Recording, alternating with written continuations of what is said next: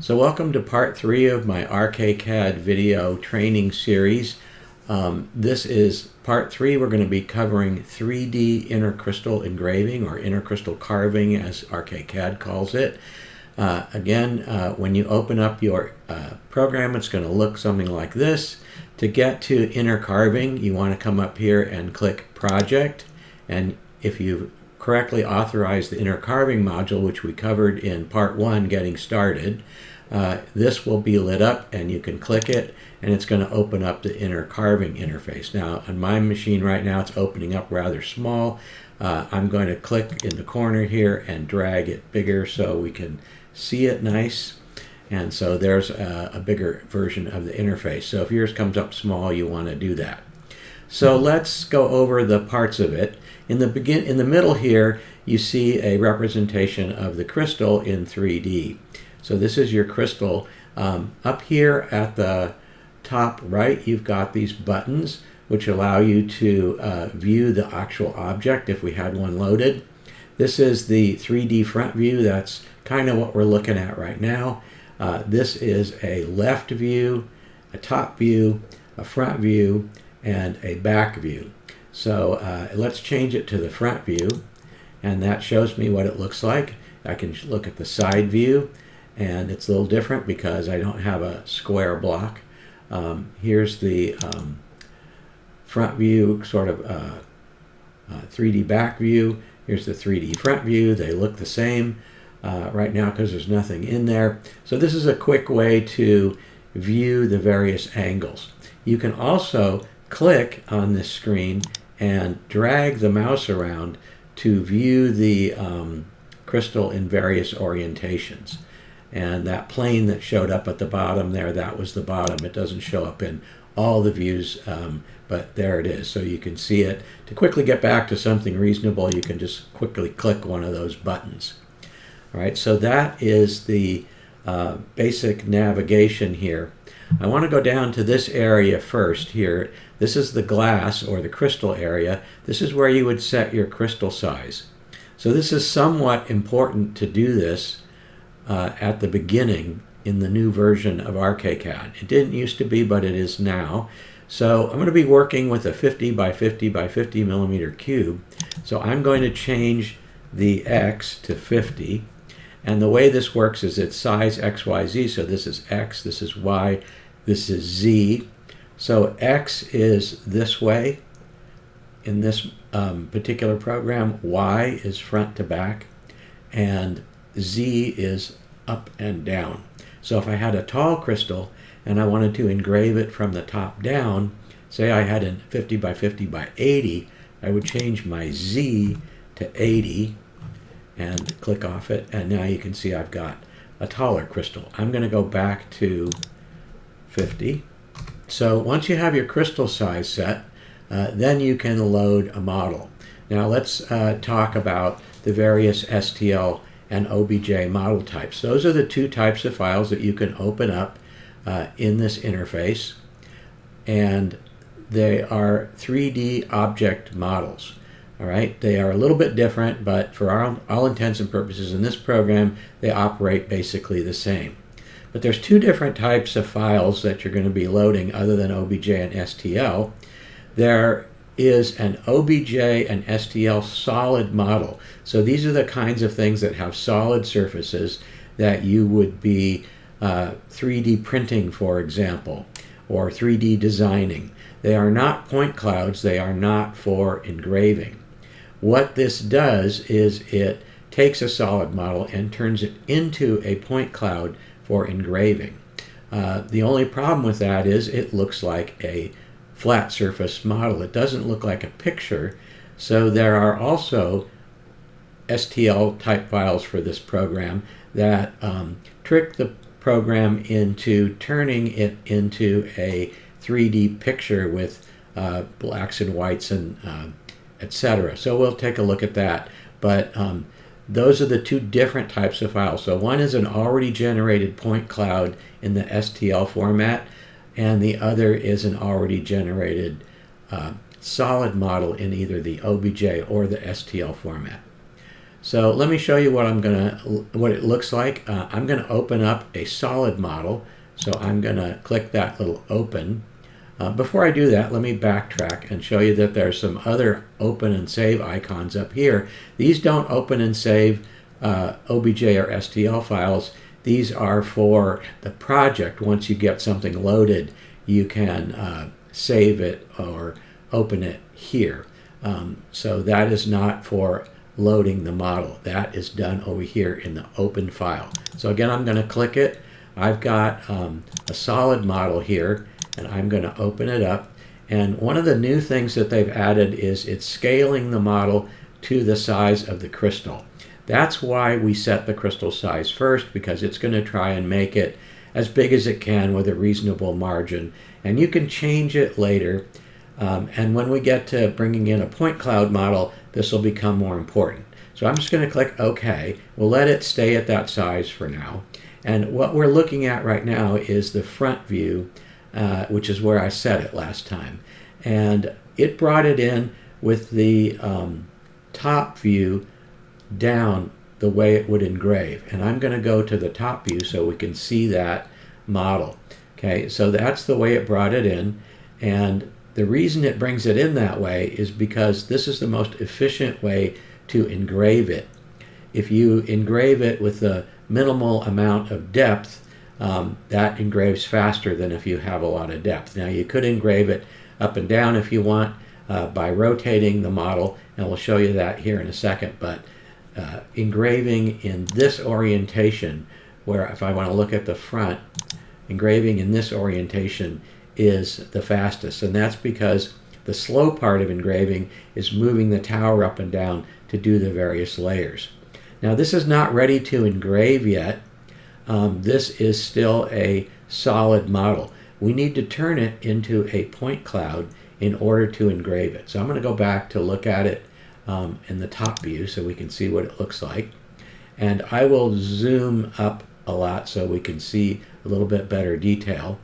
And there's also a zoom to the object button here. I could click to do that. This button right down here at the bottom right, the Gen button, this actually generates the point cloud. And it's important to do that before you actually burn the file. So I'm going to click Generate, and it's going to generate the point cloud. Doesn't look any particularly different, but I'm going to rotate it here, and you can see that it still looks fairly solid. That's because it is a solid model, but if I zoom way in, you can see the points. Okay, so this is ready to engrave, and you would see over here all of the different layers with all of the different points. It's going to show you the number of points in that particular layer and the layer number, and as it engraves, it's going to untick these little check boxes. So if you had to pause and you need to come back, just remember the last one that wasn't ticked, and then you can retick them to do the whole thing. And this button up here unchecks and checks all of them, so that's a fast way to get them all unchecked or checked. If you want to burn the same thing again in a new crystal, don't reload it and do all that. Just recheck all of these and you can burn it again. So what you don't see in this interface are the laser, the pen settings for how we want to set up the laser to burn this. The way to get there is to click this button here, the pen settings, and that brings up the laser settings menu. So this is where you would set your power, frequency, etc., depending on how you have your laser configured. And again, we went over this in the getting started video. And you can see here that they've actually, in this version, added a lot more pens. So now we have up to 99 different pen colors or layers, and before it was just 10. So that's a new thing that's been added in the most recent update, which came out today. All right, so this is where you would set it, but for most of our engraving in 3D, we just use pen 0. So you just want to change it for that, and then remember to click Apply. The other important thing to remember to do is to focus. All right, so again, it's just like in the 2D. You go to your axis setting, and you would set your position move up and down to where you're in focus. Be sure to re-zero this before you start, otherwise it's not going to engrave in the correct position. The way you would actually get this in position is you would look at your crystal. So we'll look at the front view. And if I wanted it closer to the top, I would use these offsets here. All right, so if I want to go up in Z, I would do a positive offset. If I want to go down, I would do a negative offset. All right, and similarly, you can move it around. Now, if you want to rotate it, you can do the same thing. You can rotate, say, by 90 here, and it would turn it that way. And you can put any amount that you want in there. All right, now the other thing you can do is you can zoom this to various sizes. So let's reset our rotation back to 0, and we'll go back to the top view so we can see what our model looks like. Now, if I wanted it bigger or smaller to fit within the crystal, make sure you don't go outside the margins. You can use this zoom XYZ here. Now, zoom again should really be scale. I can up this or down it, and if I change one, it's going to change the other. If this little box is checked here, this has got a little link in it, so this says when I change one, it's going to change the other. So it changes proportionally all the way around, which is typically what you want. But if you want to change just one size, like let's say I want to stretch it out, I could undo that one, and I could just stretch out the X, for example. And this, the way this goes is X, Y, and Z. All right, so there is no undo, unfortunately, so you'll just have to keep track of where you were. All right, so I'm going to recheck that box. All right, so that's the basic interface. The other important thing to know about when you generate the point cloud is what your spacing is. So there's 4 parameters here. Again, back density and all of these, they don't do anything, especially once you load a model, so don't worry about those. But you do need to worry about the spacing, the Z spacing, and the L delta and the level. Okay, that's not an I, that's a lowercase l, so that's L delta for level delta. And it depends on what this control is set to, whether this does anything or not. So let's explain that. So let me look at a side view. Let me explain the top view first here. Okay, so spacing is the XY spacing of the dots. So the smaller the number, the more dots there are going to be because the spacing is tighter and it's going to look more solid. The sweet spot for UV lasers is either 0.05 or 0.04. I will typically use 0.04 because I like a nice solid look. You can go smaller than that, but when you start to go smaller, you risk getting the points too close together and you could crack the crystal. So I like 0.04. You could maybe go down to 0.03 and get away with it. The advantage and disadvantage is when you get a tighter point spacing, it's more solid. The disadvantage is that it takes longer to burn because there's more points. So you have to pick a trade-off that works for you. I'm going to change it to 0.04. Whoops, that didn't go to 0.04. Let me just change it manually. Okay, and it's important for me anyway to set your Z space to be the same as the XY space. You don't want to have weird spacing in different areas. I don't know why they don't set them the same exactly. So I like to set them both the same. Oh, that changed it to 4. So let me do 0.04. That's important when you type in this interface. If you need to have something below 1, you need to type 0 point and then the number, otherwise it doesn't take it. All right, so the next thing is L delta. Now let me go to the side view so you can see the side here. And what we're going to do is we're going to add some points in the L. All right, so I'm going to actually add some points here. Let me show you what the points look like before I do that. So I'm going to generate the point cloud. I'm going to zoom way in so you can see the points here the way they are. They're kind of in cube orientation. If I up the level to say 3 and regenerate the point cloud, you will see that I've added a lot more points here. And where they've been added is basically behind the image. So if I zoom out, all right, you can't see it too well in this view because my spacing is 0.06. Now you want to set that L delta spacing, if you're going to use a bigger level, to the same as this spacing, so it will be 0.04. But for purposes of this demo, I'm going to change it to 10. I'm going to change this to 2. Now you don't want to do this in the real world. I'm only doing it so you can see it. And I'm going to regenerate the point cloud. And you can see it moved a whole set of points way far away. And so that doesn't look very good. It just looks terrible, actually. So you probably don't want to do that. Now, you can, if it's a solid model, play with this. And again, the idea is to set this to 0.04. Now again, I didn't type 0.04, 0.04, because that's what my other spacing is set to. And I'm going to regenerate, and that is going to give me a more solid looking model than I had before.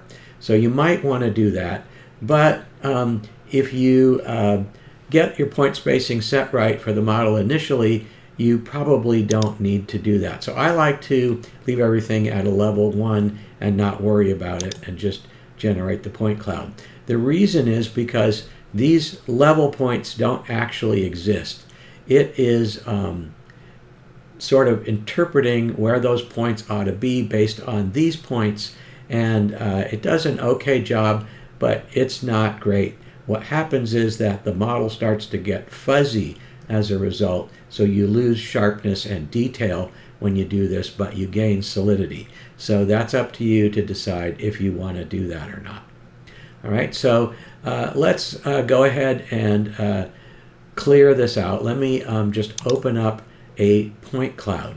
So this is something that you would generate from Cockpit 3D or PhotoPoints 3D. It would be a point cloud in the STL format, and it's going to come in and it's going to resize it. Now this is important. Let me go back to the top view here, which is the way it came in, and it's upside down. So if I want to look at it right side up, I could rotate it. But you can see here it resized it. Now it didn't resize it very much. It resized it just a little bit. That may or may not make a difference. But if you had a much bigger crystal, it would resize it a lot. You do not want to resize a point cloud file when you load it. And that is because the spacing between the points is set when you generate the point cloud. It's very important that you keep that the same. And whatever you generated it as, let's say you generated it at 0.05, you need to make sure you set these to the same setting. So you want to set all 3 of these to the same setting, 0.05. If you generated at 0.04, set these to 0.04, etc. If you don't, you're likely to get banding and voids and other weird artifacts in the point cloud. And the same is true when you resize the point cloud here, because what's going to happen is it's going to change the spacing between the points, and that may or may not be an effect that you like. And if you get too close together, again, you could crack the crystal. If you get too far apart, you're going to start to lose solidity. So the way to do that is just whenever it comes in, just set this back to 1, and that will set it back to the original size. Okay, so just important, whenever you load in a pre-generated point cloud like this, you want to reset it back to the size of 1. Hopefully someday they'll have a setting where it doesn't resize it, but right now that's not the way it works. All right, so again, this is not ready to burn. We don't have any points generated. You definitely need to click Generate to generate the points. All right, now if you try to burn it before you do that, it's not going to do anything. It's just going to come right back at you. Again, here's your number of points in the layers, etc.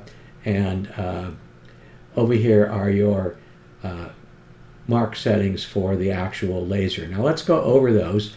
We went over power, frequency, and all that in the getting started. So you want to look at that for most of it.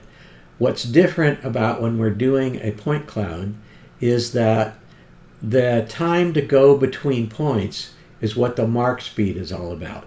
So normally when we're doing a normal 2D engrave, when the laser is moving, it's engraving, unless it's moving to a new area. But in a typical fill, as it's moving along, it's engraving. So the speed at which it moves is important, because the faster it goes, the lighter the engraving, the slower it grows, the darker the engraving. All right, but in this particular case, the only thing we're doing is burning little points. And the speed only affects the time it takes to go between the points. So you can set this just about anywhere, and it doesn't matter. I like to use 1500. It's just a good value, and I set it there. You can leave it at 3000. You can set it to 2000. It's not going to make a huge difference one way or the other.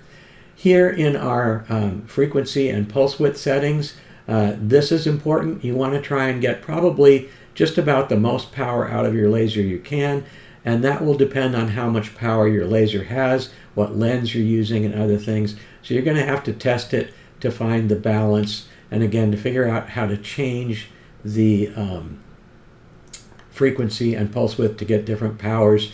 Again, refer to the getting started video.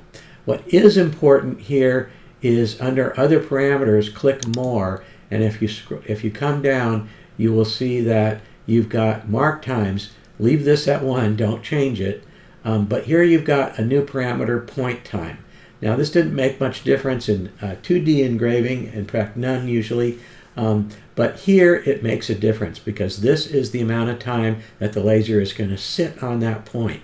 So the more time it sits on the point, the more it's going to burn. If you go crazy, you will make a really big bubble and you can crack the crystal. But if you don't have enough point time, then it will not make a decent point. So you can set this to wherever you want.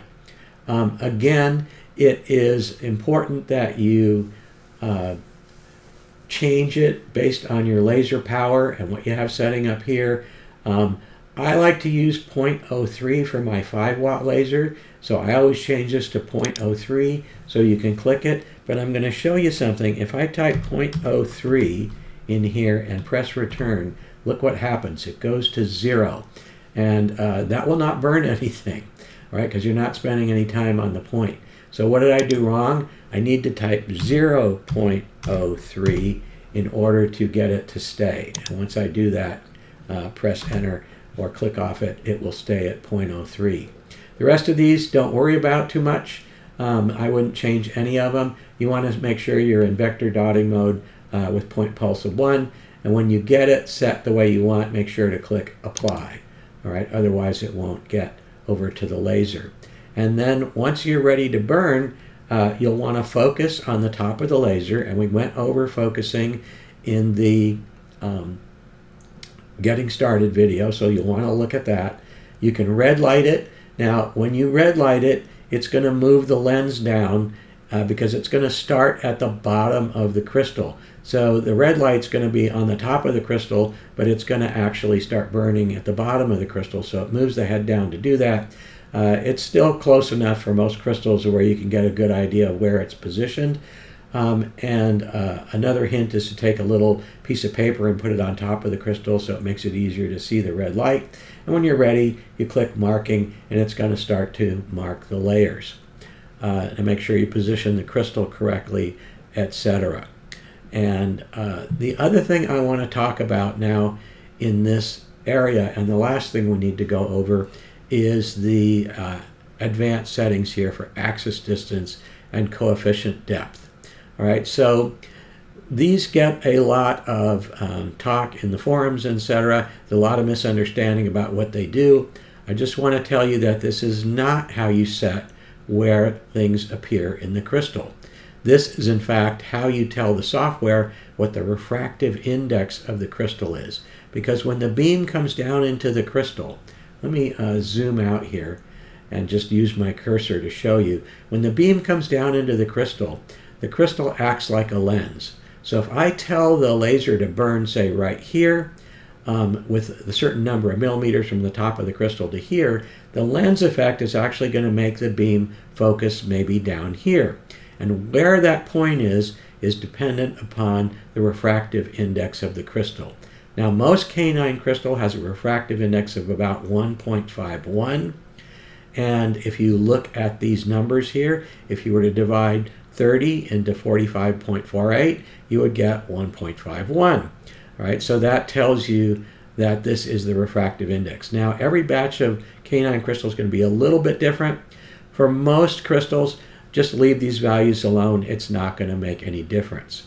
But if you do want to take a measurement of your refractive index and set these for whatever batch of crystal you have, I'm going to show you how to do that. The way you do it is you focus on the top of the crystal, and you're going to have to take the height of the crystal into account.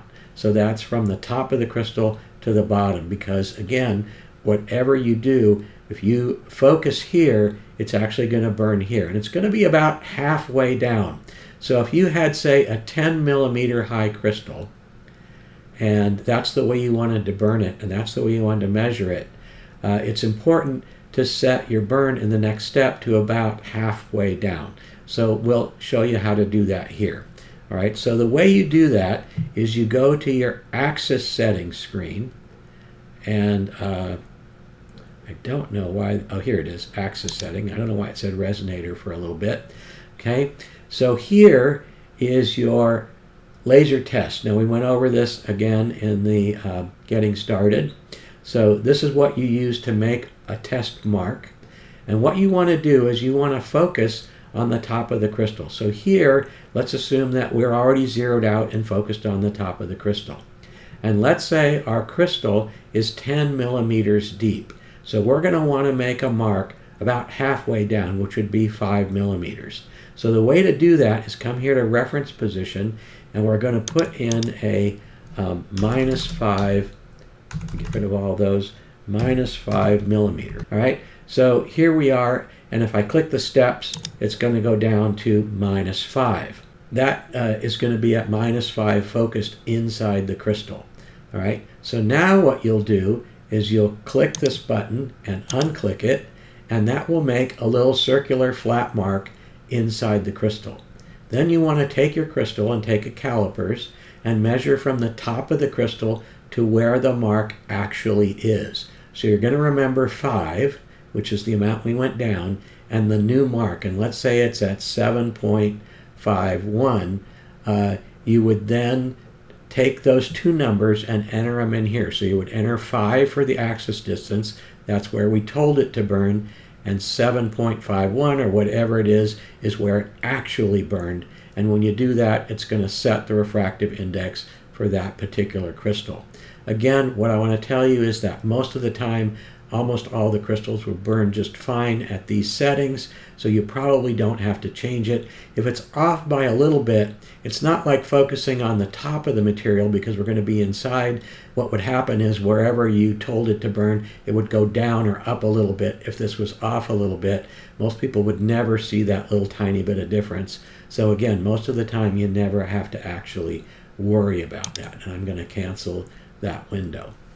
So that is inner crystal carving. I think I've covered everything. Again, it's important that the laser be on when you go into this mode and connected to the computer. If the laser is not on and connected to the computer, you will not be able to get to inner carving mode. And come back next lesson for plane object, which is doing a flat photo inside the crystal.